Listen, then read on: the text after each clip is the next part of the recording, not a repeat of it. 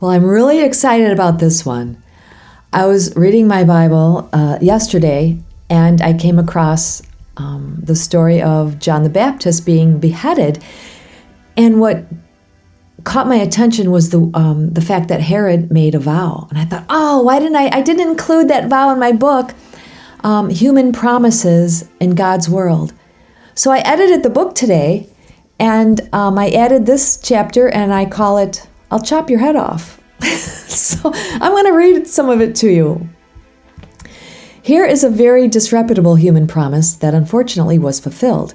Mark chapter 6, verses 21 through 28 states, "Finally, the opportunity came. Herod gave a banquet on his birthday for his nobles and officers and the leading men of the Galilee. The daughter of Herodias came in and danced, and she pleased Herod and his guests.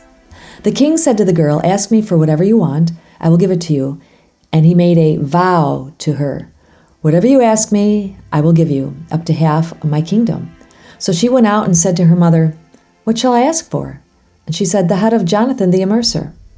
Now we know what happened. She hurried back, told the king. The king, he was appalled. Okay, Herod was appalled, but out of regard for the oaths he had sworn before his dinner guests, he did not want to break his word to her. So the king immediately sent a soldier from his personal guard and with orders to bring Jonathan's head. The soldiers beheaded Jonathan while he was in the prison, brought his head on a platter, gave it to the girl, and the girl gave it to her mom. Okay, now meditate on this. Herodias had a severe grudge against John the Baptist, and she wanted him to be put to death. Now Psalms 37:32 says, "The wicked keeps his eyes on the righteous, seeking a chance to kill him." But she was not able to accomplish this on her own because Herod stood in awe of Jonathan and protected him, for he knew he was a holy man. He knew that, huh? Now, whenever Herod heard Jonathan speaking, he became deeply disturbed, yet he liked to listen to him. He was obviously convicted in his heart for his own sin, yet he did not humble himself. He had a long, powerful legacy to defend and uphold. His word was law, and his vows were to be kept. Isn't that sad? You see, Herod had Jonathan arrested and chained in prison because of Herodias, who was the wife of his brother Philip. Herod had married her, but Jonathan had told him, "It violates the Torah for you to marry your brother's wife." The brother was still alive, and it was unlawful in Levitical law. Well, why force Levitical law on Herod? Well, let's look at Wikipedia. Did a short citation. Herod Antipas was a first-century Herodian ruler of Galilee and Perea. He bore the title of Tetrarch, ruler of a quarter, and is referred to as Herod the Tetrarch. He was a son of Herod the Great and a grandson of Antipater the Idumenian. Whatever. Okay. Now, today he is known for the accounts in the New Testament for having played a huge part of events that led to the execution of John the Baptist. Now, imagine this. All of Galilee was under Herod's jurisdiction. Please refer to Bible Hub, and I have it in my book. Thank you, Joey, for helping me. I asked for his advice today. The compound, you can learn more about what the name Herod means and his legacy and victories. Compound of heroes is a hero, heroic. Herod, the name of 4 Jewish kings. Herod, perhaps son of a hero. Herod, the name of several kings of the Jews, starting with his father, the one who gave the family its name. Herod, surnamed the Great, a son of Antipater of Idumea, appointed king of Judea by the Roman Senate. And Herod is surnamed Antipas, son of Herod the Great, and Malthes. 4. Let's go. Next.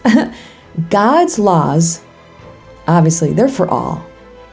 I am not saying that we are to try and keep the Jewish law or the laws, for we cannot. But the law is good, for it reveals our sins. Now, if man could keep the law, then Jesus would not have needed to fulfill all righteousness.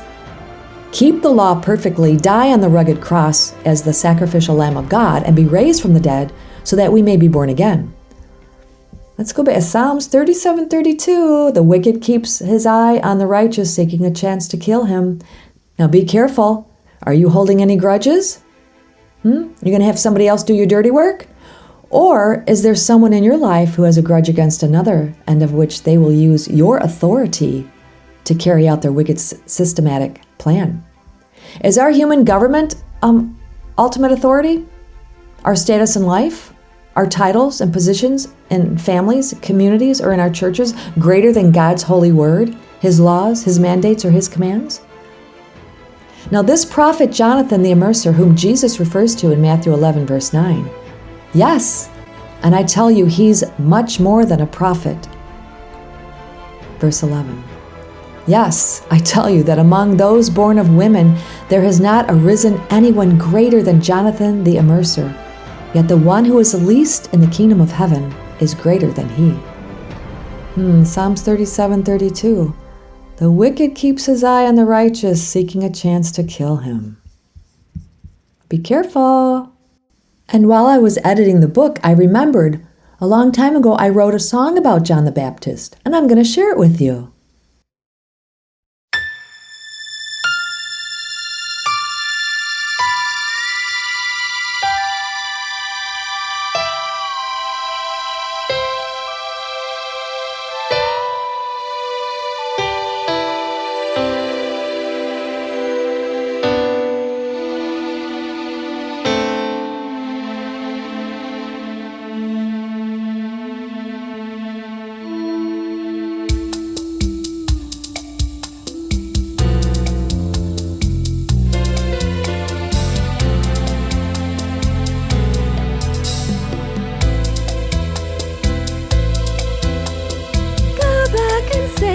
You hear what you see, how the blind and the lame are cured. Deaf people hear now, the dead they are raised, and the good news is preached to all. Blessed is the man, blessed is the man, blessed is the man, blessed is the man, blessed is the man who does not fall. Blessed is the man, blessed is the man, blessed is the man, blessed is the man, blessed is the man, blessed is he who does not fall because of me. How was your desert, the wind on the reed, and the man dressed in those fine clothes? He died for me because I died for him. Oh, a prophet, he's more than this.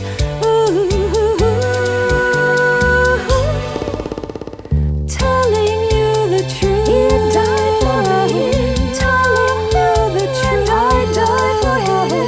The least of you is greater than he can be. Telling you the truth, he's more than a prophet. Telling you the truth, as my prophet. The least of you is greater than he can be. Greater than he. Who did you expect to see when you came out to test me, question me? He who holds all the answers. You won't leave without me. Without me.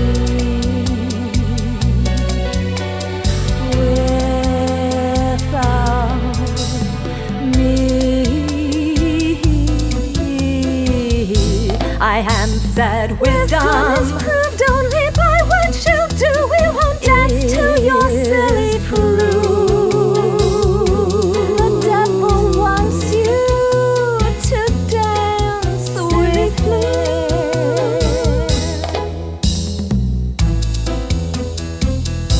And then he said, go sing your dirge somewhere else, 'cause there's life only with me and all who thirst. That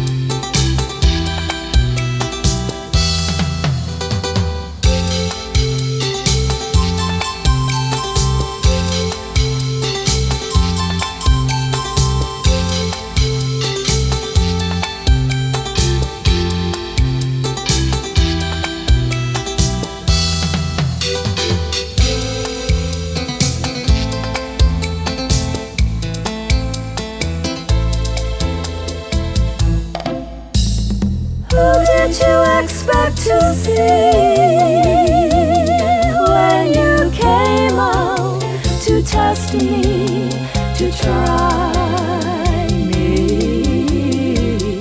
He who holds all together, you